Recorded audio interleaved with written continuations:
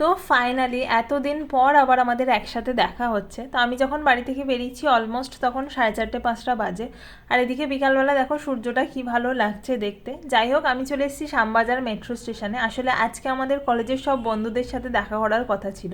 আর এই মিট করার কথা বলতে গেলে প্রায় 3-4 মাস ধরে চলছে।